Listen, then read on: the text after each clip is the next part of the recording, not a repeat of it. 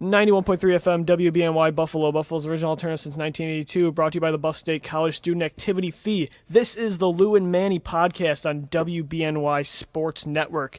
Lou DiBiase here. To my left is Manny Rodriguez. Almost said Manny Ramirez, the baseball player, but Manny, how you doing today? I'm doing well, Louie. How are you? I'm doing great. So we got a lot of stuff to talk about. Obviously, today is NHL trade deadline day. Was not what we thought it was. Obviously, there was only a few moves that we'll get to later in the show. The NBA is in full circle still going. I know everyone wants to talk about Steph Curry and his historic run so far this season. And then the NFL Combine wraps up today. It wrapped up today as the secondary was getting on the field. Free agency is about to open up March 9th, so a lot of players are being tagged, and there's a lot of speculation as to where some guys are going to go. So that's where we're going to start off first. We're going to start off with the Shield. We're going to start off in the NFL. A quick update for some of the top free agents that have been tagged. Alshon Jeffrey is tagged. Muhammad Wilkerson, I think, was tagged, correct? Yeah, he was tagged. Okay. He was tagged. Von Miller has not been tagged yet, but he's expected to by March 9th, I believe. Same goes for Josh Norman and a few other guys, but we're not going to talk about some of those guys. We'd like to talk about, we're going to speculate as to where some other guys are going to end up. And, we'll talk about some of the guys that are most likely going to stay, but of course there's always that situation where if a team does not tag them, that they're going to hit the open market. So a guy I want to talk about first is a guy that's probably going to end up staying in Kansas City, and Eric Berry, but to me, probably one of the best safeties in the league, if not the best. If the Chiefs let him go, that would be detrimental to that team because they really rely on him in the secondary. Manny, if you just were, spitballing, where are some of the potential suitors if Berry doesn't stay in Kansas City, and do you think he's gonna remain a Chief next year? Well, first off, I definitely do think that Eric Berry will stay in Kansas City. Okay. But if he doesn't, if KC does let him go, there's always the Giants. Of course, and we're gonna just let's say what our allegiances are real quick. I am an Eagles fan in the NFL. NHL, I'm a Sabres fan. NBA, I have no allegiance. Manny is from New York, though, so. Yes, I am from New Rochelle, New York, in Westchester County, right on top of the Bronx. So I rep the New York Giants, the New York Rangers, New York Knicks, and the New York Yankees. So all the good New York teams. You're not going for the Mets or the Jets? Hey, I have a couple of friends that are Mets and Jets fans. And I'm sure they're not enjoying it as much as you are, even though you're having some struggles yourself. But yeah. Yes, I am. Especially the Knicks, who, if you had to pick one of your top teams, are you mostly a Knicks fan, or more Knicks than anything else? Yes, I would probably say more Knicks than anything else. Because I would say I'm more Eagles. Like, football's my thing. Yeah. So basketball is probably your. I mean, Yeah. The thing is in New York though. I've grown up where in Buffalo we've had two sports. It's been hockey and football, and that's really it. I mean, of course you have the Bisons in baseball, and the Braves back in the '70s with the NBA. But I mean, you guys got all four sports plus soccer, like you were talking about earlier. Yeah. Off the record, off the mic, we were talking about he went to the Gold Cup too. So yeah, I went to the Gold Cup over the summer. There was a game at MetLife Stadium and a game at the Link in Philadelphia. Woo. And I also enjoy watching some New York City FC. But back to football. Yeah. As I was saying, the Giants potential suitor for Eric Berry. But also don't count out the San Diego Chargers because Eric Weddle is leaving soon. That's a good segue because we can talk about Weddle too. With Eric Berry, I think the Chiefs have to re-sign him, like you said. But a team, and of course you're going to hear us talk about our teams a lot, but I think Philadelphia would be the prime team. They have around $30 million in cap space now after cutting.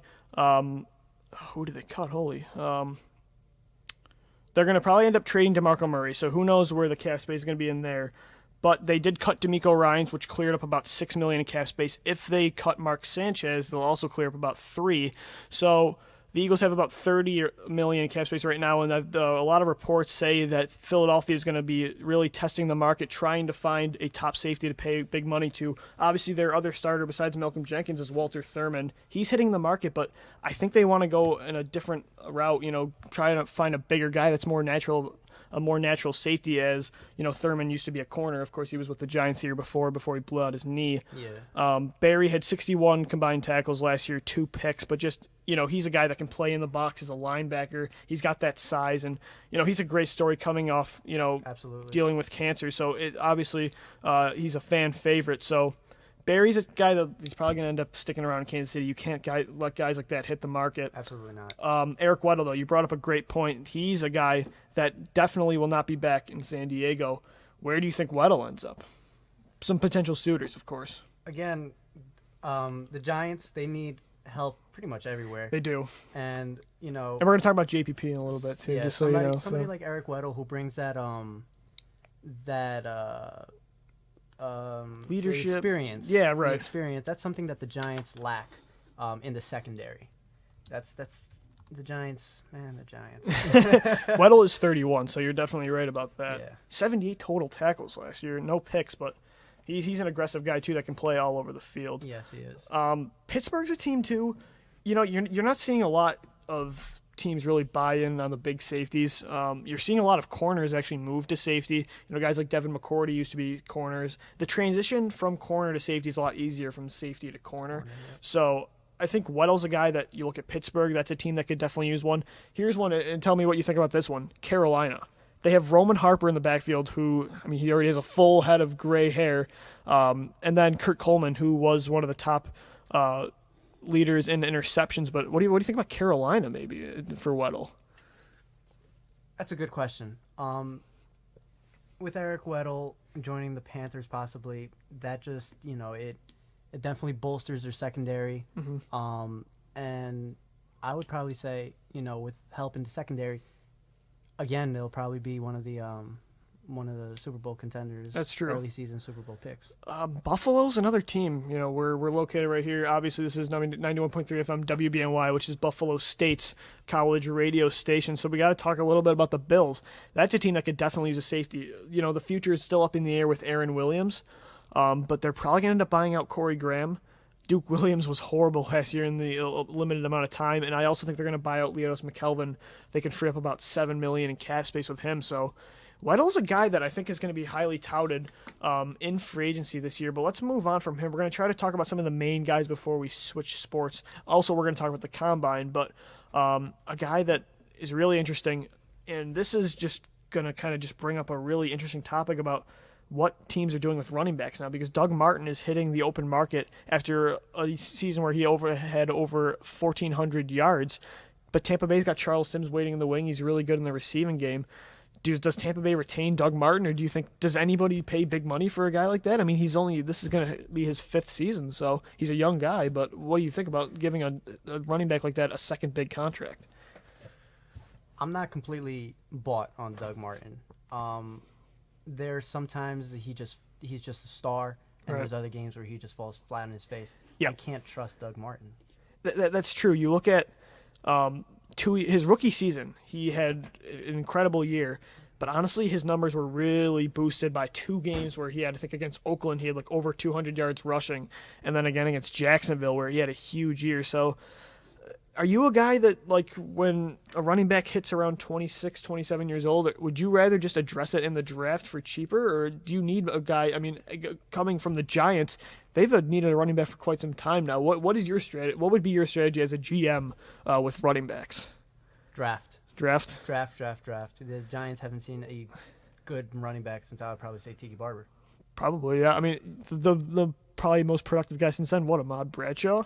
Ahmad Bradshaw. Brandon Jacobs, perhaps. Brandon also. Jacobs, too. That tandem was pretty good. Yeah. And for the past couple of years, though, you guys have struggled. You guys have rotated in, like, Peyton Hillis. We had Peyton Hillis. Rashad Jennings is a guy. He's been okay. He's been steady, but obviously he's been injury-prone. The guy out of Virginia Tech who... David Wilson. Right, he retired after 2 years. With the neck injury. With the neck injury. I actually was a huge fan of him. I thought he was going to end up blowing up, but that didn't work out. But you're right, though. You look at the Bills. They drafted Carlos Williams in the 5th round. He had like 10 touchdowns this season. Yep. You look at David Johnson from the Cardinals, 4th round out of Northern Iowa. It's really easy to find guys at running back that you don't have to pay big money for, because for 4 years you have them on a rookie contract where they're being paid under $1 million. So why give a guy a second contract, which is all NFL players trying to get to that big lucrative second deal, when you can get guys, at the young age. And that is a good segue to our next running back I want to talk about, Matt Forte. Mm-hmm. He's not going to be returning to Chicago. Can't you just picture him in New England with Tom Brady? Like, I just see it in my head that he could end up in New England. I mean, somebody like Matt Forte, who has spent all of his career in Chicago. All of his career, yeah. And let's be honest, the Bears past couple of years haven't been, yeah, good at all. No offense to any Bears fans that are listening. Possibly to the Packers? That's what we're seeing here. Would Matt Forte realistically sign with the Green Bay Packers? Who couldn't look to move on from Eddie Lacy? They have problems with Eddie Lacy. They have that weight problem that exactly. they don't really like, yeah. I mean, when was the last time that Green Bay had a running back with the receiving ability that Forte has? Forte, remember, 2 years ago, he had over 100 receptions. Mm-hmm. That's top receiver numbers. Mm-hmm. So, I mean, who knows what Aaron Rodgers would do with a guy like that? But yeah, Eddie Lacy's got to maybe just lay off the Twinkies a little bit. Perhaps. I don't think they make Twinkies anymore. I don't know. I think Hostess. Yeah, you're right. So yeah, Matt Forte. Yeah. I think he'll sign with a contender. You do. I think he deserves it. He spent a lot of time in Chicago. Mm-hmm. He's a great running back. And he's probably looking to go to a contender to try to win the title. That's the thing. He's 30 years old. He's had his fair share of injuries as well. So I'm looking at New England. But then you bring up a good point about, him going to another contender, and really that could definitely use him more because New England has Deion Lewis. Remember how good he was early on in the year in the receiving game? Yep. What other teams really need running backs? So that's the thing. Like, you're just going down the line, and these teams are just not going to spend big money on us. Once a running back hits 30, to me, it all goes downhill. Yeah. There's a few exceptions. Obviously, Frank Gore is still doing it pretty good. He's at, 33 years old. Fred Jackson of the Buffalo Bills. Fred Jackson, yeah. I mean, there's some guys but that really are, exceptions. But most of the time, running backs are done after 30. It's a lot of wear and tear on them. Exactly. That's the thing. Like, you're not. I mean, running backs, their shelf life is a lot different than a quarterback that sits in the pocket and doesn't get hurt. Marshawn Lynch just retired. Exactly. And he's in Egypt. I don't know if you saw the Yeah, vibe, I but he's saw in it. Egypt on the camel, enjoying life. Did you expect Lynch to retire? Because I felt like, I don't know. It's just ever since that play where they got picked off in the end zone, it just didn't. He just never seemed the same. It just seems like Seattle hasn't been the same. It's almost like they just lost their way. The way that I remember that Super Bowl when Malcolm Butler intercepted Russell Wilson in the end zone. Marshawn was walking off the field and he gave this kind of like death stare at Pete Carroll. Exactly. And maybe that was the beginning of the end. Do you think? And this is getting off topic, but it's okay. We can do this here on since the Lou and Manny podcast. We'll just talk about really whatever we want. So yeah, we're gonna go that way. So, but do you feel like they were almost trying to make a statement, like trying to like hand the reins over to Russell Wilson with like having him be the hero of that play? Instead of, because remember the run before, Lynch had like a 10-yard run to get them down to the 2-yard line. Yep. What are they thinking at that point? I mean, it's going back a couple years, but it still to this day mind boggles me why they didn't give him the ball. And he hasn't been the same ever since. And of course now he's out of the game. I mean, he's sitting on $15 million to travel the world though, so I'm sure he's not complaining. Nope. So those are some of the running backs. Just going down the list here, a guy that I really like is Olivier Vernon from Miami. Mm-hmm. He had 7.5 sacks last year. You would have thought that would. I'm just going to confess now. Early on in the season, when I thought Tom Brady was going to be suspended for 4 games, I picked Miami to win the AFC East. Oh, no. Yeah, I picked Miami. The Sue deal, Cameron Wake, I'm like, this defense is going to be fantastic. They drafted Devontae Parker. I thought it was going to be a really good receiver. He ended up not doing much in his rookie year. And it all went downhill. Miami was one of the bottom teams in sacks. Surprisingly, Olivier Vernon was their most efficient pass rusher. This is a guy, actually, I wrote an article on BetterLiveThanDeadSports.com. I predicted Olivier Vernon to go to the Giants because you guys need pass rush help more than anybody. So what would you think about maybe getting a guy like Vernon, or would you rather focus on bringing back Pierre-Paul?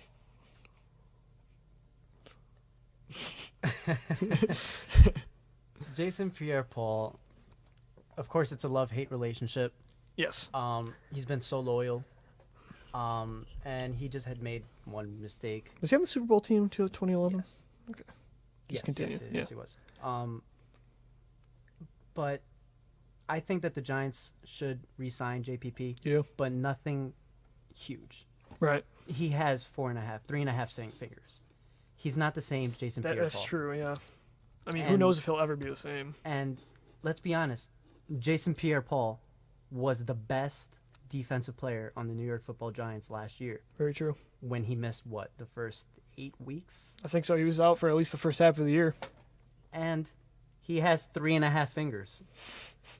That's how bad the New He's York got a Giants club on his defense hands, was. and Yes. he was the most efficient pass rusher. And it's not our defensive coordinator. Because if No. you think about it, Steve Spagnuolo was our defensive coordinator when we won Super Bowl 42. And they had the NASCAR formation getting out there with with all those Strahan, pass. That's what won them a Super Bowl was their pass OC, rush. Yes. They got to Brady, and that's what won them a Super Bowl. So you'd think he wanted. Yeah, I agree. It's not the defensive coordinator. It's just they don't have the personnel right now to compete. You look at all three levels. You look at linebacker. They have a couple guys. Shamarko Thomas, is it? It been a linebacker. I'm not sure. They don't have many pieces on. John Beeson retired. Yes, he did. Secondary wise, you have DRC. Prince Amukamara is a Prince free Amukamara. agent, You drafted Landon Collins in the second round out of Alabama and last we year. traded up for him. You traded up for him. So you have a couple nice pieces. Honestly, when they traded up right there, I thought they were going for Randy Gregory, but they actually avoided that situation, which was nice. Yes. The Giants, real quick, are third right now in cap space with a Yes. little under $60 million. They could go for both Vernon and Pierre-Paul. And I'm seeing a lot of mock drafts that have them drafting Ezekiel Elliott, the running back out of Ohio State. If they wanted to make that more that approach in the draft, you address maybe pass rush and free agency, having Vernon pair up with Jason Pierre-Paul. Now you're cooking a little bit. Now you're getting some gas under the fire. Well, if you put it that way, yeah. If you put Vernon and JPP together, we might be able to make some moves, some waves. Right. But if the Giants draft Shaq Lawson out of Clemson, And what, Giants are at 10th right now? yes, Okay. we're at 10th. We have the 10th pick. Okay. I wouldn't be mad.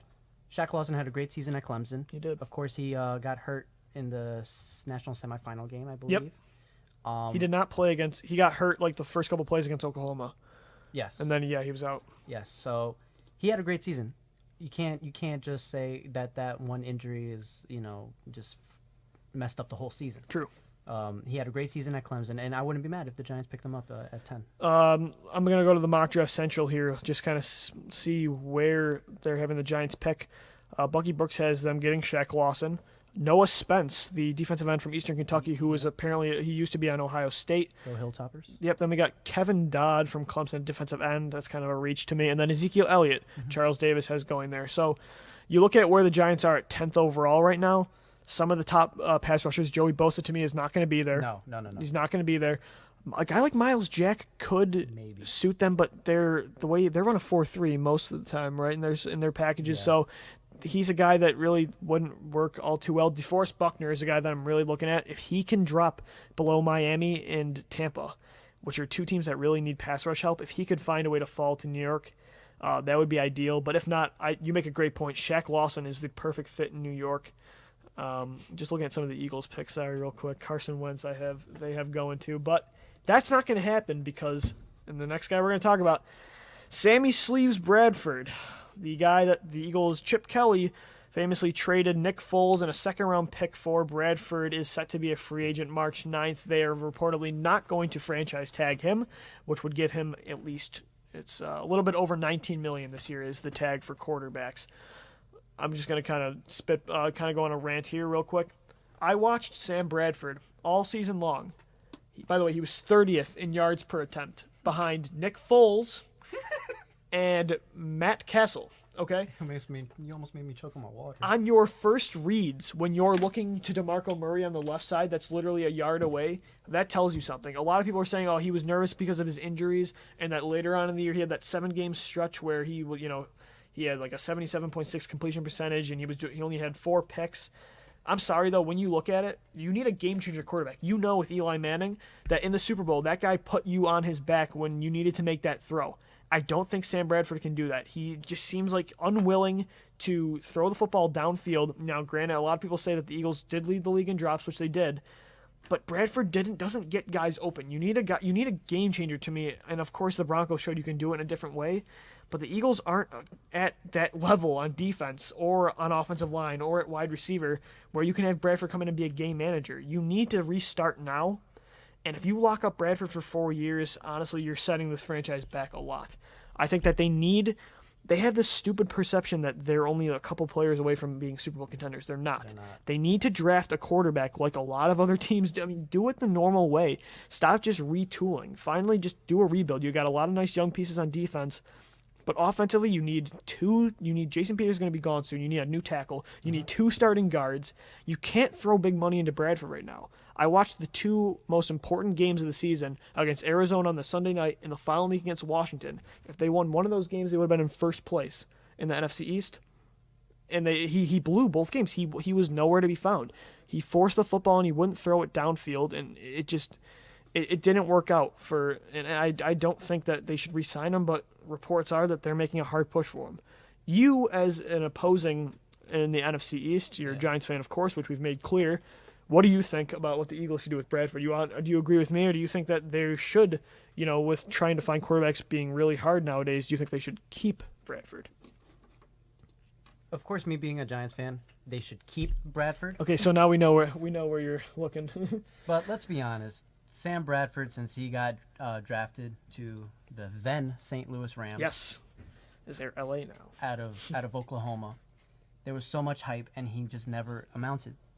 He was never succeeded. He never succeeded. Not in St. Louis. He had an okay rookie year, and really that's it. Not in Philly. That was a terrible trade. When I first saw it, me being a Giants fan, first I thought, yes. Then I thought, wow, all right, Philly, what are you doing? Sorry, Louie, but yep, it was just not a good trade. Sam Bradford, to me, was never a good quarterback, and for him to for the Eagles to even fathom the idea of giving him an extension is just mind-boggling. He's an average quarterback at best. A lot of people, eventually being the first overall pick can only carry you so far, like excuses-wise. And, of course, him tearing his ACL twice, that gives him another excuse. Like, they just keep piling up, and you're just seeing, to me, he's reached his ceiling. He's at his max potential right now. To me, he is what he is at this point. I just think that the Eagles need to take the route of at 13, hoping that Paxton Lynch or one of the 2, Wentz or Goff, which I don't think either will be available, just hoping that one of those guys is available for them to take. Okay, this is funny. Sam Bradford, his real name is Samuel Jacob Bradford. I just thought that was kind of funny that they put his middle name on ProFootballReference.com, but he had an 86.6 quarterback rating. He had how many picks? He had 14 interceptions. I mean, he's just a guy that he just, to me, doesn't have it. And you look at a guy like Lynch. He's 6'7". He ran a 4.7. He's got really nice speed. I just think you restart. And I think the Eagles have this bad perception that they're only a few players away. They have $30 million in cap space. Try to build your defense up a little bit. Maybe go sign an offensive lineman and just retool. This is the other option the Eagles have, according to Ian Rappaport. They could sign, and this is what they're likely to do if they don't get a deal done with Bradford. They could sign Chase Daniel from Kansas City, who Doug Peterson coached, and then make Nick Foles their backup by trying to reacquire him. Wow. That's what he reported yesterday night. That sounds bad for the short term, but I'm okay with that because that means you can draft a guy and develop him, like a Lynch, or you're just dreadful to the point next year where you can compete for a guy like Deshaun Watson, who's a quarterback out of Clemson, who's probably going to come out of the draft next year. To me, there's better options. You're settling if you go for Bradford. I just think you need to take the next step and try to find your franchise quarterback, and I don't think it's Bradford. So I tried creating a little mock draft. Okay. And of course I have the Eagles picking a defensive back. Okay. Eli Apple. Which they need. They also need Eli Apple at Ohio State. Out Okay. of Ohio State. You're talking about drafting a quarterback. Unfortunately, I have to switch this up. Carson Wentz should be drafted number 2 overall. I agree. I agree with you. I think the Bears should also draft a quarterback. I agree. And where's Chicago pick? Chicago is 11th, right after the Giants. Oof. So maybe look for Jared Goff there. But did you have Cleveland taking one or no? Yes, I have Cleveland taking. Yeah. What am I saying? My bad. And the next QB that I have off the board would be to LA, Paxton Lynch. because I really do think that the Eagles will re-sign Bradford and not draft a QB. Why draft a QB when you just re-signed Bradford? No, you're definitely right. If they do end up signing Bradford, they're not going to draft one there. They'll probably try to go for maybe a guy like Dak Prescott in the 3rd round or a Cardale Jones, a developmental guy that you can, let sit behind Bradford and watch what not to do. If you can tell, I'm not a Bradford fan. So, yeah. Wentz, I agree. I have him going 2 to Cleveland. Yes, Cleveland. Some of the suitors that really need quarterbacks, Cleveland at 2, Dallas at 4. Maybe. When is the next time they're going to be at 4 that they can try to find their next step for Romo? To me, Romo's got like 2 more years left, coming off all those broken collarbone injuries. He's like a glass house. Yeah, exactly. Like every time he gets sacked, it just seems like, oh, he's not getting up again. Whenever I see Tony Romo get sacked, he's hurt all the time. Yeah, it's like let's say I'm a Cowboys fan. I see Tony Romo on the floor and I think, oh my gosh, what now? Well, we're happy as Eagles and Giants fans. It makes me giggle sometimes. Especially when it's like Jason Pierre-Paul with his 3.5 fingers wrapping him up. Or Jordan Hicks for the Eagles, who broke his collarbone week 2. But the Eagles got killed that game. But that's a team that, you look around their roster, they don't really have that many holes. They have, to me, the best offensive line in football. Yes. Receiver-wise, to me, they're fine. They got Dez. Terrence Williams is pretty good.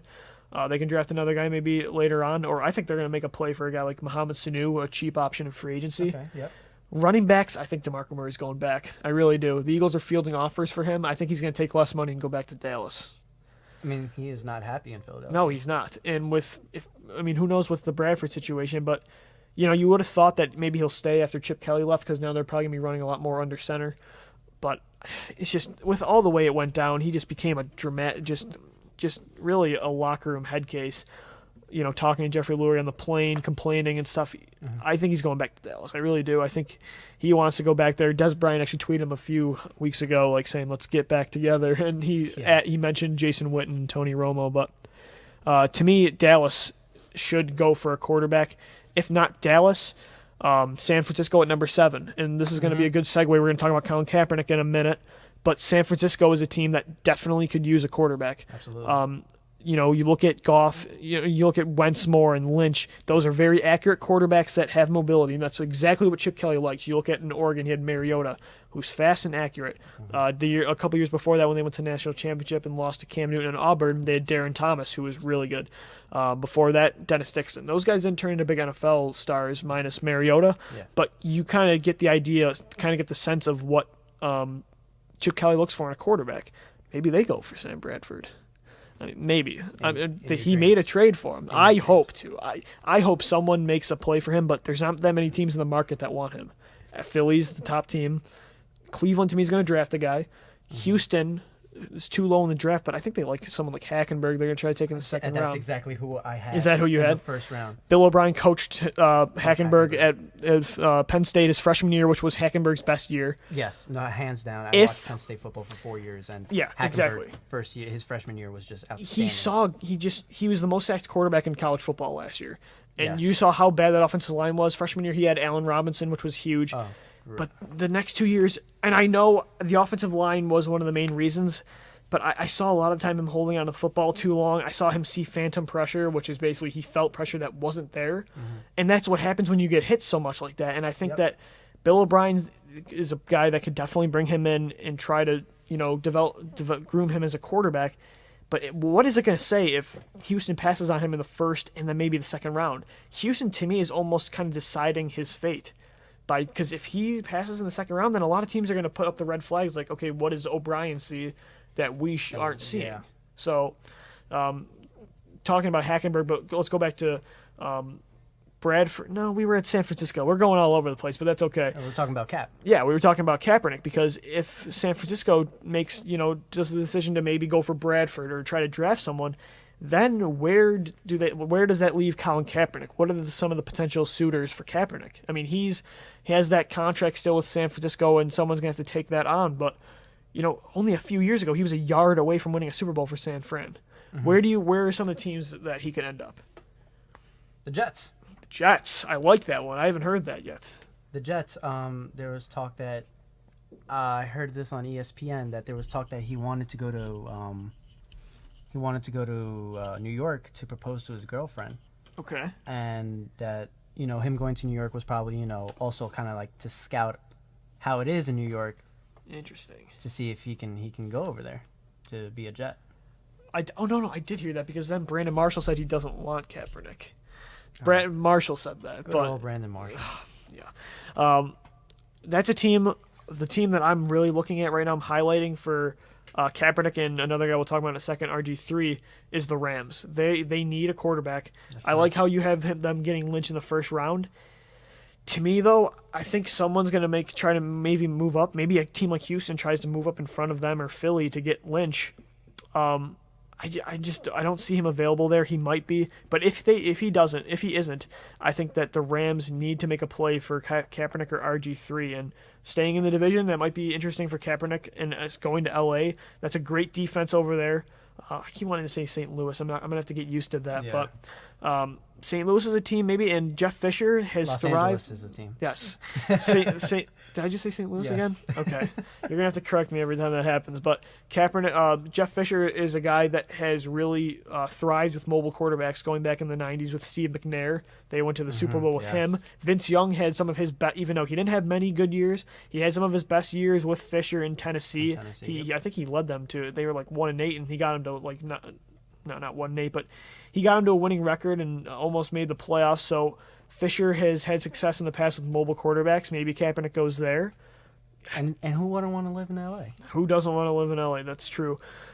That's a place that I can just see them, though, being like 6-10, 7-9, and then the fans losing interest, because that's what happened last time in LA. Was they kind of, when you don't have those warmer states, the warmer cities that have sports teams, some of the times it's hard to keep fans going there. In the big market cities. Exactly. Yeah. So obviously not New York and some of those places which are huge on sports, but you look at Miami, you look at LA, you look at most teams in California and Florida, and even like in Carolina sometimes, like this is going to the Hurricanes, but like Carolina, it's hard to keep NHL fans in the building. So if the Rams don't produce, that might be the same thing, and they got to find a quarterback. So Kaepernick is, to me, probably going to end up either staying in San Fran or, to me, staying in the division and going to L.A. We'll see. Or like you were saying, Jeff Fisher had previous success with McNair and with Vince Young. What about RG3?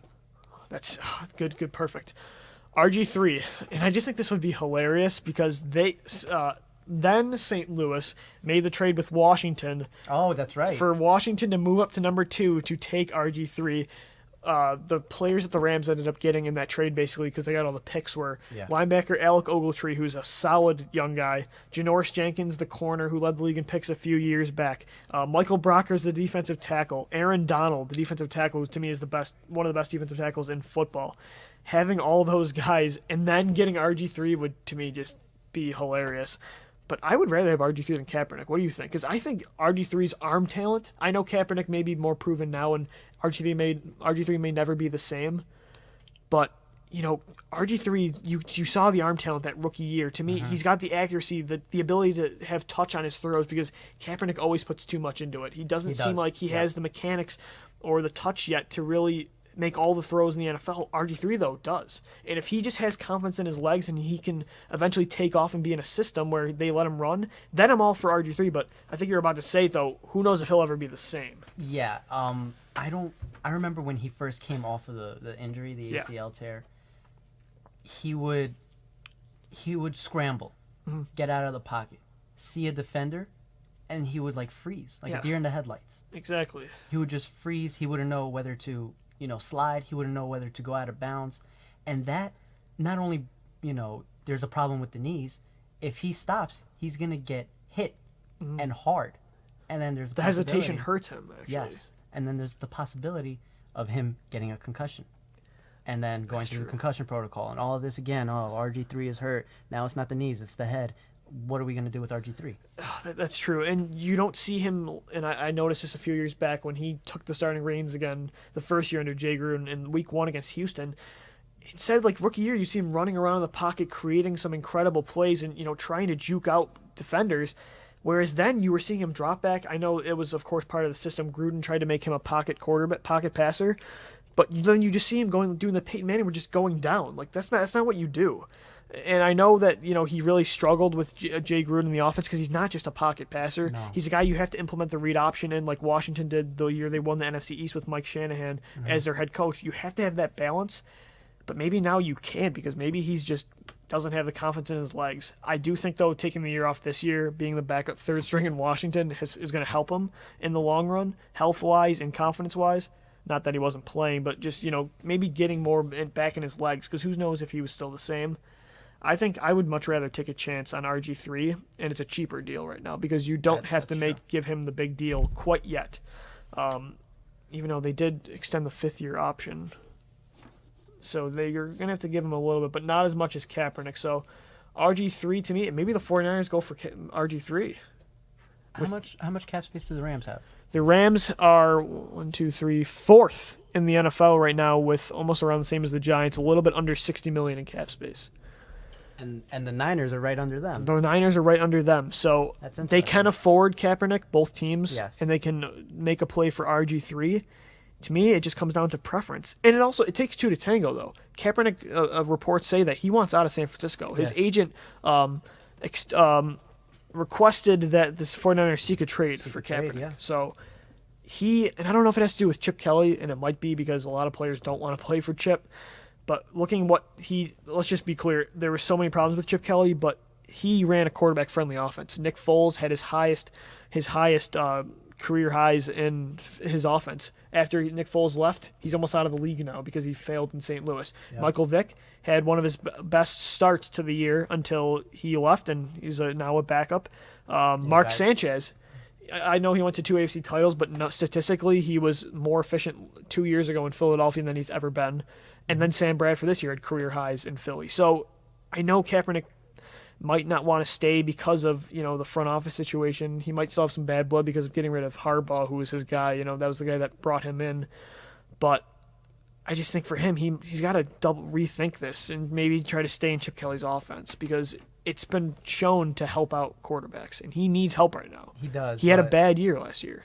Yeah, you're right. You're completely right. But of course, you say people don't want to play for Chip Kelly, especially African American players, because he's not a player's coach. And you heard Evan Mathis call him out earlier on in the year. The African American thing is true. McCoy called him a racist, and he came out and said it. And he never backed up why, and I'm skeptical because of that, because you can't just throw an allegation like that out without backing it up. But you're seeing, okay, maybe it's not just that they're African American, but maybe it's just personality wise. Evan Mathis said that he would have got eaten alive in Denver because of all the unique personalities, like Aqib Talib. Yes. I don't think he would have been able to deal with guys like that, and that's why you saw Deshaun Jackson got shipped out of town. Mm-hmm. Why? To me, because it's just his character. Yeah. The gang ties is complete garbage, because him and Richard Sherman grew up in the same area, and yes, a lot of the guys that they did hang out with at a young age did end up in gangs, but to think he's associated in those, it's total nonsense. And Sherman even came out and said that too. So many people have grown up coming from the NFL in different unique backgrounds, and if Chip Kelly's going to be a head coach, he's going to have to deal with that. You can't turn everyone into robots that say the right things all the time. You need character in a locker room, and that's why Denver won a Super Bowl. Yeah, you're completely right. Somebody like Richard Sherman and Deshaun Jackson, they both grew up in California. And Compton. Yes. They're both from Compton. They're straight out of Compton, and that's just their personality. And Chip Kelly can't change that. It's not that their head, just because you come from an area like that doesn't mean Deshaun Jackson never got in trouble with the law. No. He's not LeSean McCoy where he was getting into fights. Yeah. He wasn't like that. It was just, to me, it was a thing where he got to Chip Kelly. Chip Kelly just didn't like his attitude. Chip Kelly's the guy that it's my way or the highway, and this is the way it's going to go, and that's why he got fired in Philadelphia. Mm-hmm. And that's, to me, why he's going to get fired in San Francisco, because San Fran's already shown they can't deal with a big-headed coach like Jim Harbaugh. Keep messing up the Harbaughs, but so I don't think that's going to end up going down too well. But you're right though. Chip Kelly he might not be able to deal with. He's not going to be able to deal with the guys with attitude. And McCoy called him a racist. I'm not too sure about that. But it's no coincidence that he got rid of some of those guys. Yeah. People point to Macklin, but that was all money based. They didn't want to pay him $11 million instead of they offered him $9 million. Macklin just chose to go back to play with Reed and make $11 million a year. Yeah, so. Macklin's having a great time in Kansas City. He was leading the team in receptions. They made the playoffs. They got to the divisional round. I definitely wish Philadelphia still had him. But so we talked about Kaepernick. We talked about RG3. We've talked about a lot of stuff. We're going to talk about one more guy before we move on from free agency and basically the NFL. Kirk Cousins from Washington. Do you think he ends up staying? Wasn't he tagged? He might have been. He might have a point. Let's see. I do remember an ESPN. I was watching SportsCenter. I think he said that his agent said that there was a tag. Not sure if it was the franchise. Redskins and Cousins' agent remain in talks. Franchise tag still most likely. Oh, you're right. I saw on Twitter that the transition tag is probably likely to be placed on him. So You're right. So not a great person to talk about, but obviously he had a career year. He did. Just who would have thought that, going back to the 2012 draft when they drafted RG3 and then Kirk in the third round, who would have thought 4 years later that Kirk is the face of the franchise leading them, and he got them to the playoffs last year. Obviously it was in a bad NFC East. Oh, yeah. But he got the job done. It's just incredible to see just how the NFL works sometimes. It's just sports, man. It's just a beautiful thing. It is, because you just never expect where these guys are going to come from. That draft class, by the way, incredible. Yes. Obviously, RG3 had a good first year, but not much sense. But Andrew Luck, first overall. Ryan Tannehill in the first round, too. Whedon in the first round, but that didn't work out. No. Brock Osweiler in the third round. Nick Foles had a couple nice years in Philly in the third round. Russell Wilson, of course. Kirk Cousins in the third round. Mm-hmm. You just look at some of the guys that came out of that draft, and it might be one of the best, quarterback-wise. That might be one of the best quarterback drafts that there has been in quite some time. So you like that? You like that, yeah, definitely. I don't like that. You don't like that, but the Redskins fans like that. So that's really most of the top guys in free agency. Obviously, one of the guy quarterback-wise is Brock Osweiler, but I expect him to go back to Denver as Peyton Manning has retired. I'm kind of happy that Peyton's retiring, honestly. I want this new regime for the quarterbacks. I'm tired of seeing the same guys represent the AFC. I think since 2000, only Peyton Manning, Tom Brady, and Ben Roethlisberger have represented the AFC minus the 1 year Flacco won. It's been every single season. No one else has represented that. Not since 2000. It might be since like 2003 because Rich Gannon was with the Raiders the 1 year. But besides that, I did see on NFL.com that those guys have just represented the AFC for almost every single year. You got to have some parity in the NFL. I want to see the new young regime come up. And it kind of gets boring. It does. In the NFC, you're seeing some parity. You're seeing some of the young guys. Russell Wilson a couple years ago. Cam. I'm really excited about Teddy Bridgewater in Minnesota. I think he's really going to develop to be one of the best quarterbacks in the NFC. You get to see Rodgers all the time, and he's still fun to watch, but he's not always there. He's not dominating like the AFC. You're seeing the same quarterbacks every single year. Peyton, Tom. It's just time. It's time to move on from these guys. We've grown up watching these guys, and of course they're going to come. To me, Peyton and Brady are going to go down, if not the two best of all time. They're definitely going to be top five. Mm-hmm. I think, to me, Brady's all-time best. I think Peyton's definitely top five. It's debatable where he falls in that. But I just think it's nice to see some of the young guys come up and produce. The AFC, who knows? Because there's not a lot of great young quarterbacks in the AFC. There's Mariota and Bortles, Derek Carr, and really besides that, there's not a whole lot. It's still dominated by the same guys. So we'll see how that plays out. But I enjoy Peyton Manning, but you can tell he was done. Yeah, you could tell by it was time the to way move he on. threw the ball. Yeah, he couldn't get it down 10 yards down the field. He couldn't get any velocity in his throws. It's scary. It got to the point where, oh my God. And some players just got to learn just to know. Like I always say, leave the game before the game leaves you, because you see some of the guys, it's just pathetic. You can just tell that they're done, but they're trying to maybe it's the money. Of course, it's kind of hard to walk away from that. And this is all they're used to. This is what Peyton Manning has been doing since he was 5 years old. A little kid. I mean, I think he's going to work in the front office. I think he's going to have like a manager position like Elway did, where he went to Denver. I think you're going to end up seeing Peyton work in the NFL eventually. Maybe not right away, but I think he's going to be a guy that you see claim like a front office role. He's that kind of guy. He's got that kind of mindset. So I think that's something that you can look for. But it's time. Brock Osweiler, to me, is going to be the guy in Denver now, and he showed this year that he can beat some of the best teams. He beat Brady on Sunday Night Football in overtime. Yeah. He made the audible to change it to the run to C.J. Anderson to win that game. He's shown that he's learned a lot from Peyton, that he's ready to take the reins. There's some growing pains, but there's a lot of weapons on that offense. So I think Osweiler does get a deal done with Denver. To me, that's most of the top guys in free agency. So most of that was NFL talk, but when we come back, we're going to talk some NHL trade deadline, and then we'll wrap it up with a little NBA talk here. You're listening to the Lou and Manny Podcast, Episode 1, courtesy of 91.3 FM WBNY Sports Network.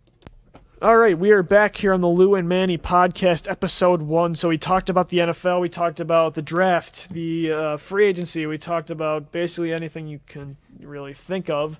So now we're going to go over to the NHL. We were thinking about, diving into the deadline, but honestly, not that much happened. A couple of the notable names that got moved. Jamie McGinn for the Buffalo Sabres was moved to the Anaheim Ducks for a third-round pick that's conditional second, and I'll explain what it is. If the Ducks get to the Western Conference Finals this season, and Jamie McGinn plays in 50% of the playoff games, which he definitely would, he's going to be a regular on the top. He's going to be a top 6 forward for them. Then the Sabres get a second-round pick in 2017. If that does not happen and the Ducks do not go to the Western Conference Finals, McGinn, the Sabres would only get a third-round pick, which would be this year. So the Sabres did trade McGinn. I thought that they were going to try to maybe re-sign him. He is an unrestricted free agent in July. I still think they can do it. A few years ago they traded Molson to Minnesota, and they got him back in the summer, so they can try to make a play at McGinn again. They have a lot of cap space to do that, but who knows if they go for Stamkos, they might not be able to do that. No. I think Stamkos is coming here, dude. I really do. Stamkos is probably going to stay in Tampa Bay. I don't know. He's going to be a free agent. He's from right around here. He's from Toronto. He is from Toronto. Go to the Why not go to Buffalo, though? That's right near Toronto. You can still live in Toronto, but have a much better situation on the ice, and you can get paid a lot more because we got a lot more cap space than that is true. We got an owner with deep pockets. The Maple Leafs are not. They're not even close. They're tanking right now. They're a couple steps behind Buffalo. Only the difference is this year you're not guaranteed anything. Last year, when the Sabres finished in last, they were guaranteed the second overall pick. This year, Toronto, they could fall as far as like 5th. They're not guaranteed Austin Matthews, who's the top guy. But yeah, kind of going off of that, I think the Sabres could end up making a move for McGinn again in free agency in the summer if they don't go for Stamkos. Another notable guy that got moved was Eric Staal, the all-time leader in points for the Carolina Hurricanes, won a cup in 2006. Since then, he's kind of dropped off a little bit. Carolina's competing for the playoffs this year, but Staal only has 10 goals this year. He's hasn't been doing much. Jordan Stahl's been more effective. He got moved to the New York Rangers for, was it a second-round pick? There was a bunch of picks that were actually moving around for that one. Yeah, so he got moved, though. What does this mean for the Rangers? I think that means the Rangers want a title now. I agree. I think they've given up almost all of their draft picks for the next few years for Yandel. St. Louis was another trade that they made, and now Stahl. They're going all in. Yeah, and we had the failed Emerson Edom project. Yes. That was not a good trade with the Rangers. The Rangers, the way that they're going about it right now, they want to win now. They do. You saw it in 2014 when they lost to the Kings. Game 6 at Game 6. Staples Center. Yes. Overtime. Puck gets past Henrik Lundqvist. My heart drops. And I have not experienced that feeling yet. No, you're a Sabres fan. And I hope to someday. The puck gets past Henrik Lundqvist.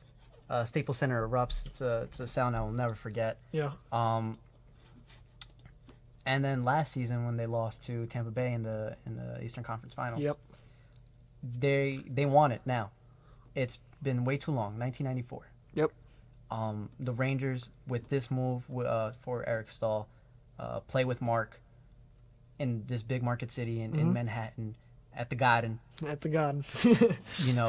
It's just the Rangers. I'm being repetitive. They want it now. They do. They got rid of Anthony Duclair, who's one of the best prospects now for Arizona. Has had a really good year this year for the Coyotes. So they're getting rid of. These are a lot of picks that they could really build their prospect pool up and look to the future. But like you said, they're going all in for a cup now. They have Lundqvist still in his prime. He's getting there in years, but he's still young enough. The thing with hockey players is you don't know when they're going to play till, Jágr is 47 years old. When Jaromir Jágr was in his prime in his career at age 24, guess what? Jack Eichel was just being born. Jack Eichel's our age, though. We got to remember this. Yeah, the more and more we get into our ages, and the more we, the older we get, we're going to notice hockey players are always younger than us now because 17 and 18-year-olds are coming into the league. Yeah. Eichel's only 19 years old, so you never know how long these guys are going to play for. McDavid, all the guys. When did Timo Solani retire? Timo Solani retired the year before. At the beginning of last year, he retired. So he was 43. Jeez. I think I'm gonna double check that now, but Solani came here when came into the league when he was 18. All these guys are coming in at such a young age in hockey. Yeah, he was 43 because he's 45 now. So that's Timo Solani from the Anaheim Ducks and previously of the Mighty Ducks. Wow. Yeah, he also played for Winnipeg. He scored 76 goals in his rookie year. That you'll never see happen again. No one's going to sniff 76 goals in the NHL nowadays. But the Rangers, they have the perfect formula, though, for the type of play the NHL has now. They have strong goaltending. The defense could be better, but they have some pieces with Keith Yandel. Fill in some names on defense. I'm drawing a blank. Stahl hasn't been. He's been struggling a little bit. Yeah, Dan Girardi hasn't been doing well. McDonough, right? Ryan McDonough, of course, our captain. Yeah, there we go. On offense, you have pieces in place, but I think Stahl's really going to help in the playoffs. He has experience for the little bit that Carolina has done, but New York's taking a big risk by, but at the same time, are they really? Because the strategy, I like to say, I was huge on the Sabres tank last year because in order to get those top prospects, most of the time you got to be finishing in the top 5. So, try to max out everything you can from all these older players and then, try to rebuild from there and get some top picks. I think it's not a bad move. When you have the cup window open now, you got to take advantage. That's true. Winning the cup is very, and winning any winning the cup's almost maybe the hardest to win. Yeah, winning the cup is arguably incredibly hard. So you got to win 4-7 game series. That's tough, especially how the game is as tight as it is in the regular season. It gets even tougher to play in the playoffs. It really does. And the atmosphere, it's completely different. It's different. It's a whole different beast. The pace of playoff hockey is much more different than it is regular season hockey. Exactly. So you need the experience, and New York definitely has that. When you look at some of the teams in the Eastern Conference, Washington's a team New York beat last year in the second round. That's a team that they're going to have to deal with. Montreal just dropped out of nowhere. I don't know what happened to them, but it's the same couple contenders that New York's going to have to get by as Washington and Tampa Bay are definitely in it. Boston, Detroit, teams like that, most of the same teams, but I think Eric Stahl's definitely going to help out them. Not really that many moves else, though. This is probably one of the quietest deadlines you've seen in quite some time. Yeah. One of the bigger trades happened earlier on in the year when Ryan Johansson was traded from the Blue Jackets to Nashville for Seth Jones. That, to me, has been the biggest trade this year and didn't happen even close to free agency. Yeah, nothing huge happened. No. Keith Yandel remained a Ranger. I thought he could potentially have been moved. Yeah, I thought so, too. I thought, to be honest, that would have been a terrible trade for the Rangers. I agree. Nail Yakupov of the Edmonton Oilers, I definitely thought was probably going to get moved. They got to try to start filling in some holes on defense because they keep winning the lottery over and over again, and they keep being tempted into taking these top forwards. McDavid last year, Taylor Hall a few years ago, Nugent Hopkins, Draisaitl. Yakupov was a first overall pick. Draisaitl was not; he was third overall, but still, Eberle. And watch, right now they have the best odds to win Austin Matthews right now. Could you imagine? It's unbelievable. But they ignore defense and they ignore goaltending because of this. They just traded Justin Schultz, one of their better defenders, to Pittsburgh. So they need to start filling in holes on defense if they want to ever compete. And they could have moved Yakupov maybe for a good player. They didn't end up doing it. He's staying in Edmonton. So they're a team that's still, and they're going to be coming to Buffalo March 1st. Tomorrow, Eichel plays McDavid, so that'll be kind of cool. But one of the other notable trades was Mikhail Bodker from the Arizona Coyotes was moved to the Avalanche. Bodker is only 26 years old. He's a really good forward that is having a pretty good year for the Coyotes. He's going to go to a team in Colorado who's very thin at forward. When they traded Ryan O'Reilly and Jamie McGinn to Buffalo, they've had Mikhail Grigorenko, who they got in the Sabres trade. He's been on their top 6. They got guys like a Ginlaw and some overaged players. So it's huge that they got Mikhail Bodker, as Colorado right now is hanging on to the second seed, the wild card seed in the Western Conference. Looking up some stats real quick for Bodker. We're getting to the point that, you really try to make those pushes. Yes. Those playoff pushes, like the Avalanche, like you just said. Exactly. And maybe even the Devils also in the Eastern Conference. I believe they're holding on to the second wild card seed. Yep. Or they're I'm going to bring up the standings right now there, real quick. second or third. Let's see what's going on with the NHL standings. But you're right, though. They're making pushes. They're making pushes to win now, and it's kind of interesting to see some of the strategies some teams take, because it's like we're 6 points out. What do we do? Do we end up? Are we buyers or are we sellers? Going to give you a quick standings update. So Florida is first in the Atlantic Conference in the East. Tampa Bay second. Boston is third. Washington and New York are the top two in the Metropolitan, followed by New York, the New York Islanders, who are playing Brooklyn. I don't know why. that place is not built for a hockey arena. No, They're trying to get out of there right now. Have you ever been to the Barclays Center, being from around there? No, it's pretty new. So, but I'm hearing people say it only holds 15,000, and I'm hearing some of the seats you just can't see the game. Yeah. The scoreboard is on the far right offensive zone, it's hovering over the face-off circle. Yeah, it doesn't work. The Barclays Center was made for basketball. It wasn't. They didn't intend to, when building that, for a hockey team to go there. When they built the Barclays Center, it was just Brooklyn Nets and concerts. Yes, exactly. Never in a million years would they think they would close Nassau Coliseum and go over to Brooklyn. Even though that place was a dump, so they had to get out of there. But I thought they were going to stay in Long Island. But Detroit is hanging on to the wildcard seed with Pittsburgh right behind them. Going over to the West, Chicago, Dallas, St. Louis in the Central. Pacific, LA, Anaheim has come out of nowhere after starting off the year dreadfully. They were bottom in the NHL in scoring for at least the first half of the year. San Jose is right behind them. Wild card is Nashville, and Colorado is hanging on to the last one with 68 points.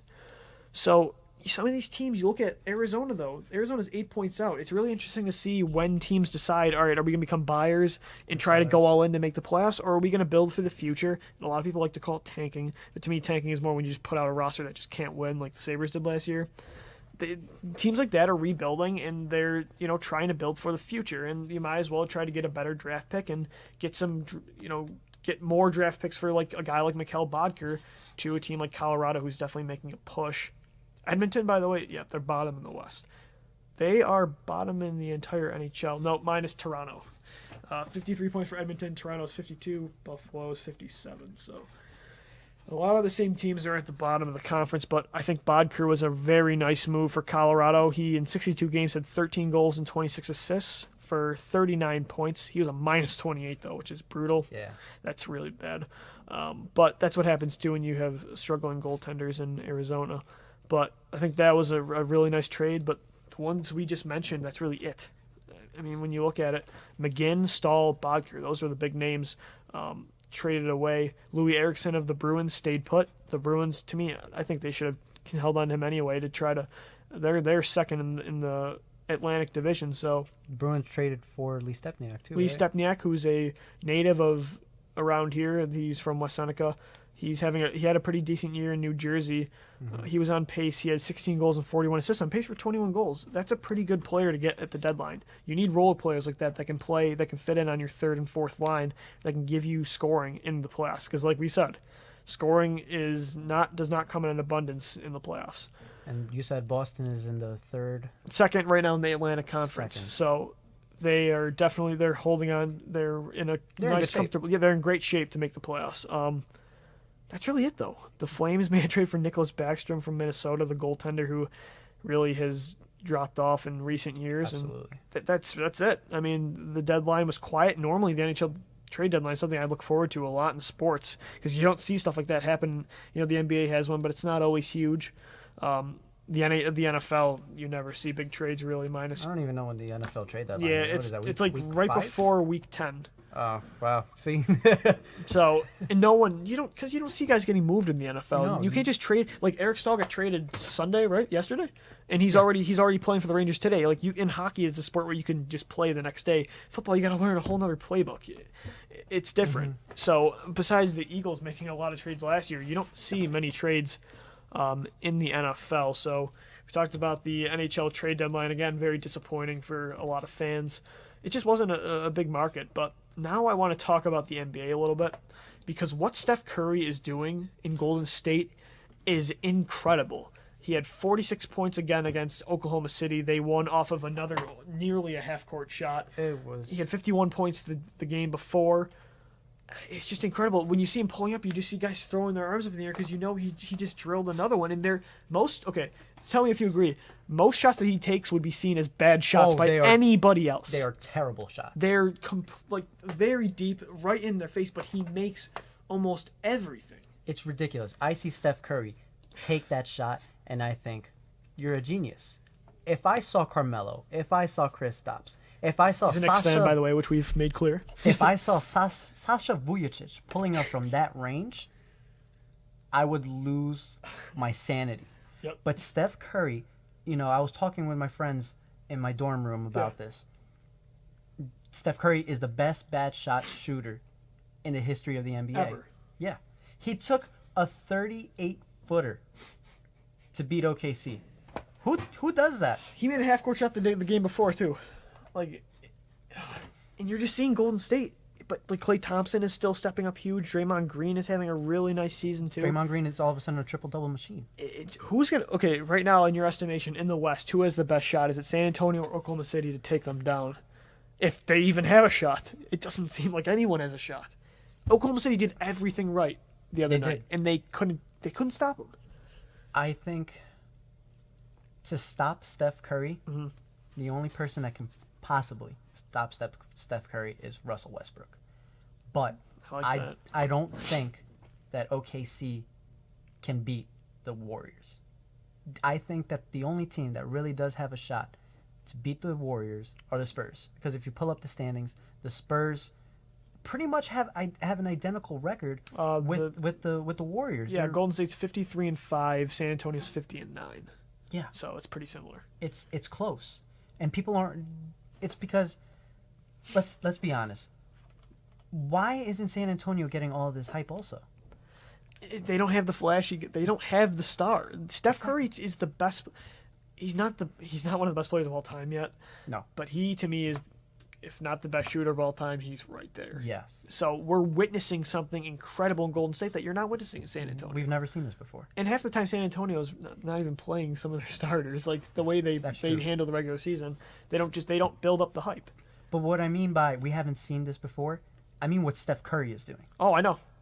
Because we saw a dominant 96-97 Bulls team. The Bulls were just dominant in the entire 90s, but I agree that season in particular. They won 72 games that year. Yep. They won 72 games that year. Will the Warriors break that? Maybe. To be honest, maybe. 53-5. Yeah, I would say so. I cannot believe. Let's just put this in perspective, everyone. Golden State's 53-5. Philadelphia is 8-51. So. I'm sorry, Philadelphia. You just see the lops. Just the NBA, let's just say, is top heavy. Agreed? Yeah.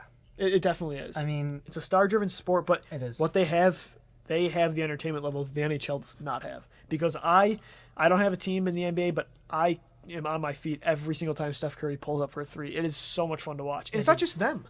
Oklahoma City, they were right with them. But like you said, Russell Westbrook has been incredible. I mean, Kevin Durant. I mean, there's some great things to watch in the NBA right now, but it's just like, I mean, I don't know. I don't think anyone in the East can stop Golden State either. If they get there. Anyone's only hope to not have Golden State win is San Antonio or OKC. I don't think anybody can beat the Warriors. I really do think that the Warriors are going to win the title again. They're 24-0 at home, by the way, so it'd be nice if you had season tickets to Golden State. They haven't lost a home game since January of 2015, I want to say. Oh my gosh. Yes, that's almost a year and change. Wow.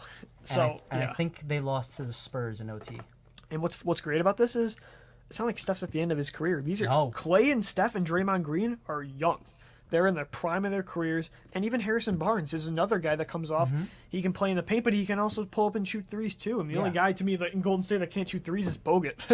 Probably. He's probably the only guy. And I will admit, I hit. This is so off point, but I hit a half court shot in 2K16 with Bogut. Just saying, because I play with Golden State. Of course you do.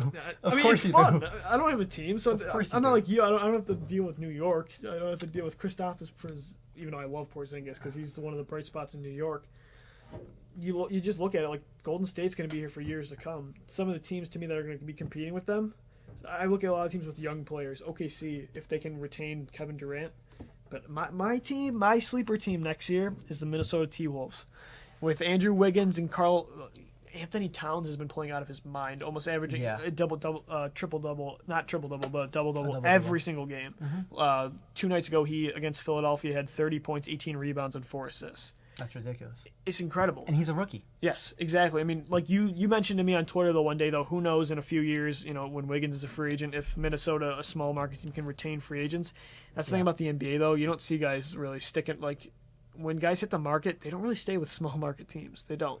Prime example, LeBron James. Exactly. He left, even though he's back, he left. He left his home state, his hometown. He grew up, born and raised in Akron, Ohio, which is very close to Cleveland. It's right near Cleveland. And he left to go to the big market, to go to the big, sunny, beautiful Miami weather. Mm-hmm. Won a couple of championships there, and probably in my mind said, you know what, I was disloyal to my city. Let me go back, try to redo that. But still, he left. Yeah, he left. He went big to get into a huge market.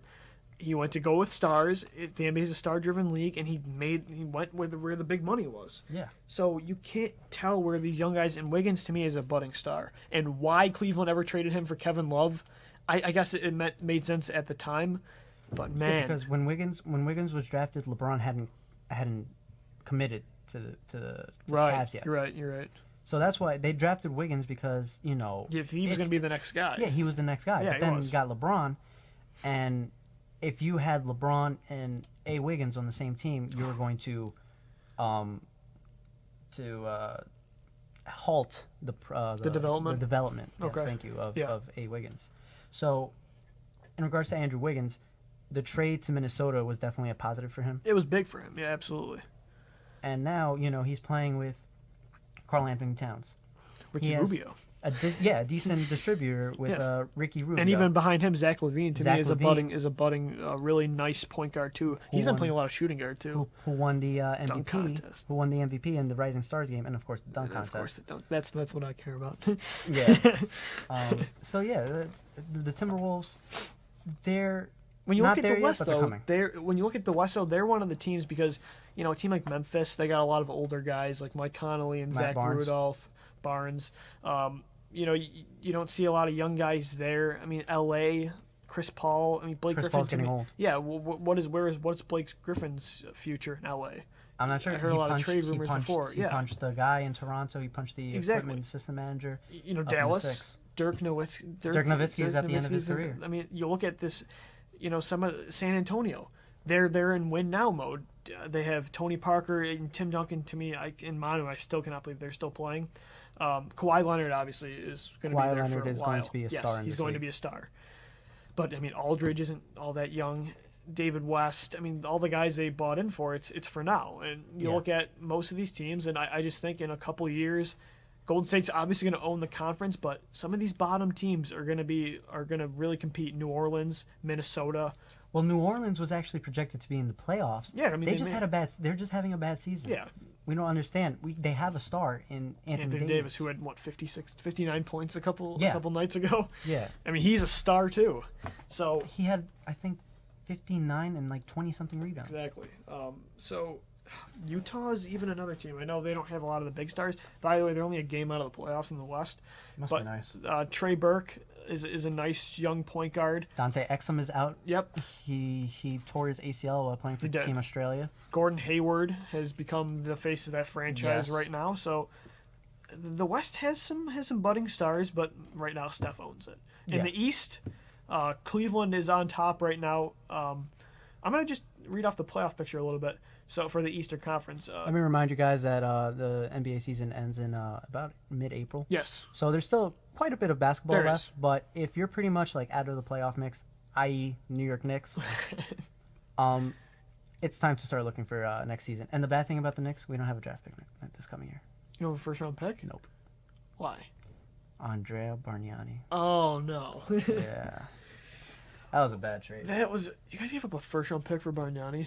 I don't want to talk about it. Okay. All right. Yeah, I wouldn't either. Cleveland right now is the top seed, followed by Toronto, Boston, who's been a nice surprise for Celtics fans this year. Miami's at 4, Atlanta at 5, Charlotte 6, Chicago 7, and Indiana 8, which actually has changed since I checked it earlier. I guess Chicago won their match tonight, their game. I don't know why I said match, but Yeah, you said the Celtics are a very nice yeah, surprise. 35 and 25 this year. They were in the lottery last year. Who did they end up drafting in the first round? Who did they draft? I'm gonna look that up while you're talking. Like I was saying, the Celtics, they weren't supposed to be they weren't supposed to be contenders in the Atlantic, let alone in the conference. They're ranked number 3 right now. Yep. I mean, they made the playoffs last year, but again, they were a 7th seed in the East, which is a weak conference, so they had a losing record. But this year, they took a huge step that I didn't anticipate. No, not at all. So Boston's first round picks. Oh, R.J. Hunter. Okay, thank you, because I wasn't finding it anyway. R.J. Hunter out of Georgia State University. Yes. Okay, so they got that guy. Yeah, I remember. Yep. Yeah. R.J. Hunter out of Georgia State. Does anyone in the East have a chance to stop Golden State? And does anyone have a chance to beat out Cleveland? Yes. Who do you think? Who's the top? Is it Toronto or is it one of the lower seeds? We the North.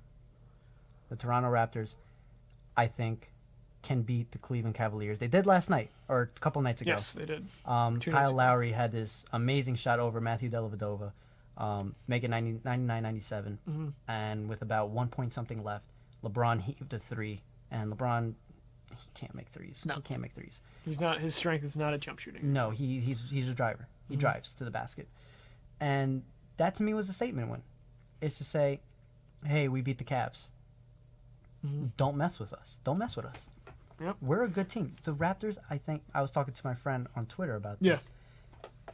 Last year, the Raptors also had a great season, made the playoffs, got trounced. I think they got swept or only won one game. I guess in the first round, if I'm not mistaken. Yeah. So there's always, the playoffs is the second season. But I really do like the Raptors. I really like what Kyle Lowry brings. I really like who was literally a signed deal away from being a Knick. We didn't want to trade Amon Shumpert, who is now on the Cavaliers. I don't want to talk about funny. that. Yeah, there's a lot of things the Knicks have done that you probably won't want to talk about. So they have Kyle Lowry. Yep. They have DeMar DeRozan. They have a great big in Jonas Valanciunas. Yes. And Luis Scola, who's been a pleasant surprise for the Raptors. It's just, I really do think that the Raptors can beat out Cleveland. Contend. Okay. I agree. They're 39-19 this year. You've actually been to a few Raptors games too, so you've seen them in person. Yes, I have. I went to Knicks Raptors. Got to go support those Knicks. I have to. Despite their 25-36 25 record. and 36. That's my Twitter name. I hate That's awesome. and hate H8. I hate the DA Knicks. And then the record 25-36. Because I really do. Sometimes I really do hate the Knicks. No, but you love them though. I do. Lou. The good thing is, okay, and WBNY's Nick Lippa made a good point earlier in the Checkerboard Lounge, saying, this is a good year at least because Golden State's going to dominate this playoffs. I guess it's a good year to be, one of the bottom teams and have a nice young budding star. Isn't Porzingis like 7'3"? I mean, the guy's an animal. Yeah, but he's skinny. He is. That's the problem. He's 7'3", and I think he's just tipping the scales at 2 something. He needs to gain a little bit of muscle because, he's 7'3", but DeMarcus Cousins is 6 foot something, 200. Yeah, and he's a big pounds. dude. Agreed. That's a big man, and I love Kristaps with all my heart, but he is going to get bullied in this league if he doesn't add some muscle. I need the "they drafted who" soundbite here going on. Once the Knicks took him 4th overall. When the fan was like, they drafted who? What went through my mind, I probably cannot say right now. You were that frustrated? I was. I didn't know. What were you expecting? Like what when you were heading into that draft? What was your mindset? Like, all right, this is the guy. Like, please, Jalil. Okafor, who, Philadelphia? I mean, I don't know what they're doing. They have so many bigs. I don't understand. Nerlens Noel, Joel Embiid, but who the hell knows when he's going to play? Joel Embiid He's been dealing with injuries his foot injury. entire career. He got hurt in like one of the final games of his career in Kansas. At Kansas, yeah. And he got drafted. I have no idea why the Sixers committed on him. They knew that he wasn't going to play his rookie year. He still hasn't played an NBA game. Exactly, and their backcourt has taken a huge blow because of all of the guys that they're investing down low. And you look at Okafor, obviously it's hard to pass him up. I think if Russell was there, I really expected Okafor to go to LA. I also thought maybe LA would have dealt that pick to try to get a guy like DeMarcus Cousins. But I think once Russell wasn't there, you got to go best player available. Yeah. But Philadelphia needs help on the back very much. I mean, they're 8-51, like I said earlier. Sam Hinkie, the whole trust of the process thing is complete nonsense. And I keep bringing up tanking because I think it has its benefits in sports, although it's unethical and a lot of people, the leagues are trying to get rid of it. Mm-hmm. Philadelphia, I don't know what they're doing anymore because they don't have it just doesn't seem like they have a plan set in stone. They just kind of keep just going based off hunches, and it's not working. They're a joke of a team. May I remind you that the 76ers had a rookie of the year not too long ago in Michael Carter-Williams, and they traded him away. They traded him away, and that was one of their main pieces in the backcourt. And they don't have anything right now. Obviously, they're going to be one of the top teams to have a pick again. Yeah. But still, I mean, eventually you got to turn some. It's not like the NFL where it's a win now, like you have to win now, and it's like it's hurting player development. But you keep investing in these big men, and Noel is a nice piece, and so is Okafor. But at what expense? And with Embiid, like you said, he's never even played an NBA game yet. And there's the problem also. The 76ers, let's say that they do win the lottery. Right. They are the number one pick. They're not going to draft Simmons. They're not going to draft You're not going to draft Simmons? Why draft another big man? Oh, yeah, you're right. He plays the 5. But to me, Philadelphia will do it, though. I don't think... would you trust Philadelphia to do the right thing? Would you... Okay, if you're in Philadelphia, if you're Sam Hinkie, are you taking Simmons despite... having the backcourt, having the front court they have? I would trade. You would trade? I would trade the pick for a good point guard. I'm just going to throw this out there. It's just a hypothetical, but would you, and tell me who wouldn't do this deal, but if you're LA, if you're the Clippers, would you make a Chris Paul for the first overall pick trade? I don't want Chris Paul. Yeah, if you're Philadelphia, you don't want Chris Paul? I don't want Chris Paul. You're probably right. I'm just trying to think of ways that Philadelphia could get some help at point guard and shooting guard because they need it. And you're right. They maybe with how good Simmons is probably going to be, I think he's going to be is one of the best prospects to come out since Wiggins. Obviously you've seen like guys like Anthony Bennett be drafted first overall, and I think Simmons is one of the best prospects that's come into the leagues in quite some time. Actually, Bennett just got waived today by the Raptors. Exactly. So that didn't work out. Isn't Bennett from Canada too? Yeah, he's from Toronto. That's funny, but so it's really interesting to see what Philadelphia is what they're gonna try to do. But Cleveland really owns the East right now, but Toronto's gonna be the next guy that really competes. In my opinion, it's a two-dragon race right now. It is between Cleveland and Toronto. Boston, Miami, Atlanta, Charlotte, Chicago, Indiana. These are all they're average teams. I mean, they can't compete to me with Toronto and Cleveland. No. And I think Chicago maybe. If Derrick Rose is going to be healthy and Paul Gasol, I think they're a team that can do some damage. But if they're going to have to go through Toronto in the first round, I don't think they get out of it. And like you said, maybe Atlanta, but you even saw Cleveland last year. They took them out. They destroyed Atlanta. Yeah. So the only team, you're right, that has shown that they can at least stay with Cleveland is Toronto. And like you said, I've gone to Toronto. Yeah. And I know this from experience. That arena is loud. Air Canada Center gets loud during Raptors games. They love their Raptors there. Especially now that things are going good in Toronto with the Raptors and even the Blue Jays. Of course, the Maple Leafs are having a bad season. But on purpose. But it gets loud in there. I remember also I went to watch the Yankees and the Blue Jays in September. It was during the playoff push. Right. The Yankees were winning. Blue Jays came back. I swear to you, I went deaf for a few seconds. Because and that's a baseball game. Yeah, that's a baseball game. The roof was open at Rogers Center, and it was just deafening in there when the Blue Jays tied it up in the bottom of the ninth. Of course, the Yankees ended up winning, but that's not the point. That's near here or there. The Raptors are for real, in my opinion. I agree, and when you see a team like Boston at the 3 seed, they're a nice surprise, but I don't think they can stay with some of the teams. I don't think so either. No. Because let's be honest, you need at least two. You need at least, like you said earlier, you need two to tango. Yep. And let's take a look. Cleveland, LeBron, Kyrie. Toronto, Kyle Lowry, DeMar DeRozan. Exactly. Boston Celtics, Isaiah Thomas and Marcus Smart. No, they're both point guards. Evan Turner. Oh, you're right. Yeah. Evan Turner. Evan Turner. Avery Bradley. They don't have a star. They don't. They don't. So, Miami Heat, Dwayne Wade, Hassan Whiteside, who comes off the bench. Chris Bosh, we don't know if he's going to be healthy. True. Atlanta, Jeff Teague and Al Horford. Al Horford. I don't think so. It's better than what Boston has, but agreed. It's not. You need at least two stars. Charlotte. The Hornets. They just have Kemba. That's true. They just have Kemba. The Bulls. Jimmy Butler, who's hurt. Derrick Rose, who's hurt. They're both Pau injured. Gasol, who's hurt. Their core is very injury prone. A lot of their guys, Butler and Rose, they've shown that Rose, of course. I mean, they've shown they can't stay healthy. So Chicago has a bunch of unreliable stars health wise. And the Pacers, who do they have? Paul George, and I can't even answer you who the next. Exactly. I mean, I'm not strong in the NBA, but I can't name the next guy. And that's the top 8. Those are the 8 contender teams. Yeah, and looking below that, Detroit, they're actually tied with Indiana right now, but Indiana would get the tiebreaker. See, like Detroit, you could have, they have a star in Andre Drummond. And at point guard, they just made a trade. I'm blanking right now on what the trade was. But Let me check it out while you're talking. I know Kentavious Caldwell-Pope, he's doing well for the Pistons. But you need to. The point guards listed Reggie Jackson. No, Reggie Jackson, he's all right. Steve Blake. I'm not seeing.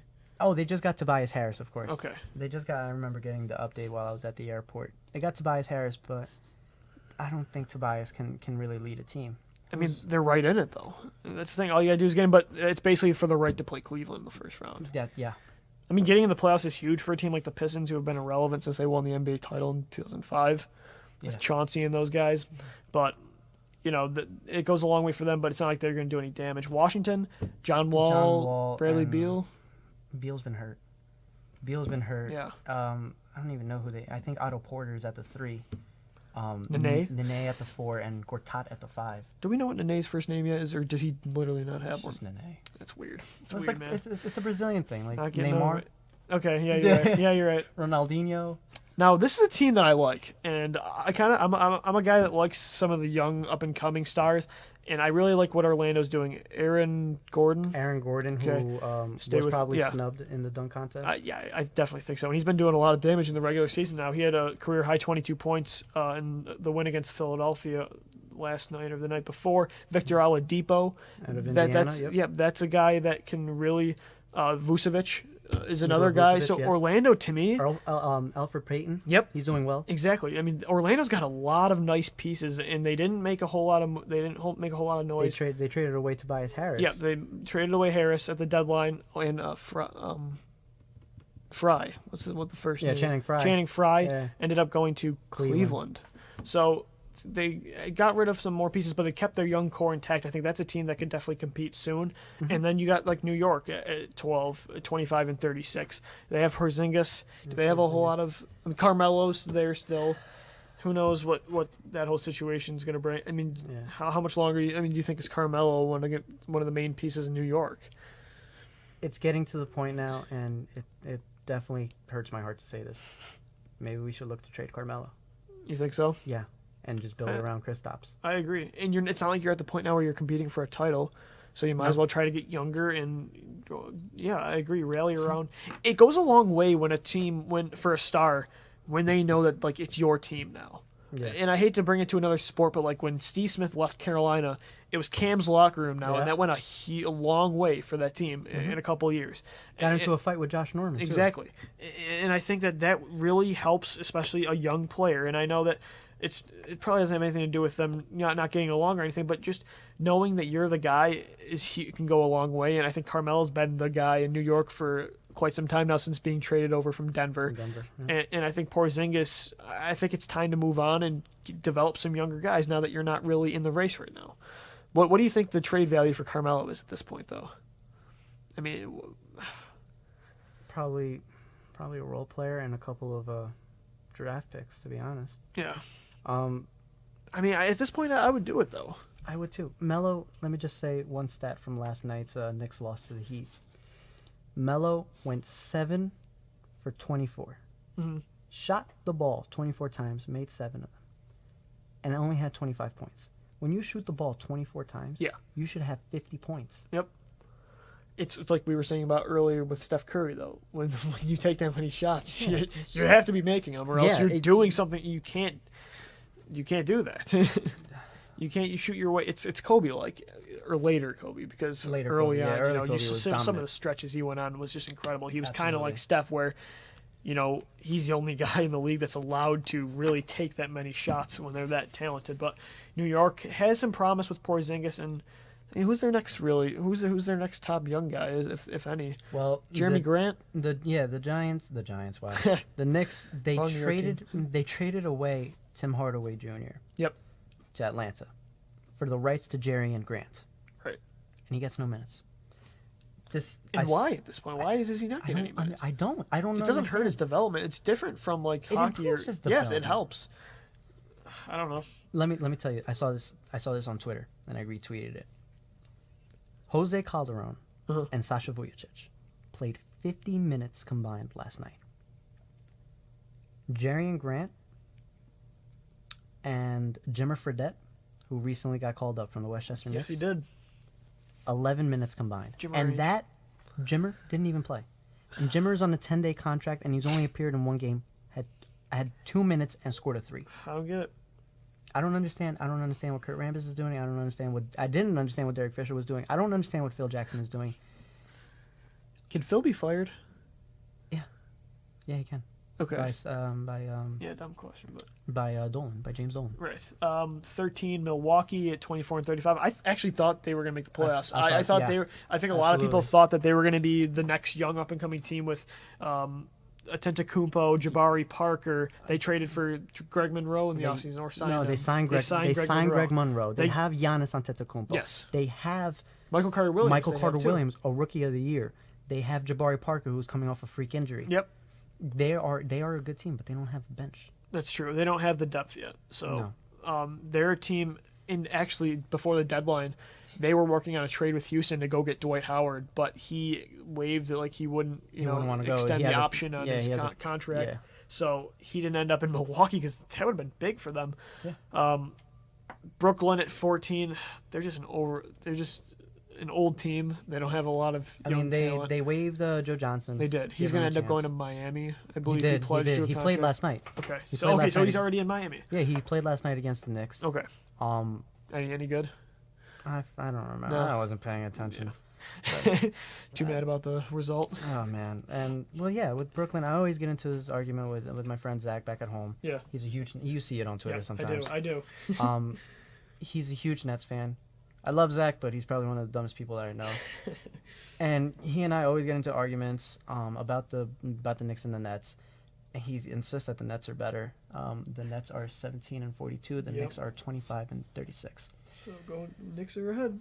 I mean, the Knicks are statistically better, but right now I think Brooklyn is better right now than the Knicks, and I hate to say that. You think so? Yeah, Melo isn't making his shots. That's true. KP isn't making his shots. KP last night, for the first time in his young career, I saw him get frustrated. He was taken out of the game. He high-fived his teammates on the bench. Yeah. And then when it came to Kyle O'Quinn, he literally smacked his hand out of frustration. I had never seen KP like that. He was so frustrated. Yeah. It was honestly, okay, good. He cares about the game. He wants to win. But dang. Yeah. Yep. That's true. And he's a young guy though, so you're going to he's see some things like that. 19. Yeah. 19. He's only 19 years old. So that's really the NBA. Check that. He's 20. Yeah, I'm going to double check. And then, of course, like we were talking about earlier, you have Philadelphia, who only has 8 wins on the year. Golden State probably has more this year already than Philly will have in the next 3 seasons because Sam Hinkie literally is driving a tank. Kristaps Porzingis is 20 years old. Yep. So, Out of Liepāja, Latvia. yeah. He's a guy that, he's young and he's developing and incredible. he is 7'3". I mean, like you said, he's skinny, but wow. I mean, the size and the athleticism of Porzingis is something that the Knicks are really going to try to build around. And they're going to try to do it in the draft this year. And like no, we don't have a draft pick. Oh, you don't have a draft pick. We right. traded You already it said again it. for Bargnani. The So- Raptors have our pick. How great is that? We are going to be in the lottery, and the Raptors, who are, in my opinion, Watch the Raptors win the rights to Ben Simmons. What would you do? Oh my gosh. Well, the Knicks aren't in that big of a hole. That's true. That they have one the They're not Philadelphia. The percentage, they're not Philadelphia. The percentage to win the lottery is not as big, but the fact that the Raptors have our pick and the Raptors are already good and the Knicks pick is going to be good. The Raptors won that trade. They did. The Raptors won that. They got rid of the draft bust that is Andrea Bargnani, who is currently looking for a job after being cut waived and bought out by the Brooklyn Nets. Yeah. And, you have Kyle Lowry. As I said, Kyle Lowry, DeMar DeRozan, Jonas Valanciunas, Luis Scola has been a pleasant surprise.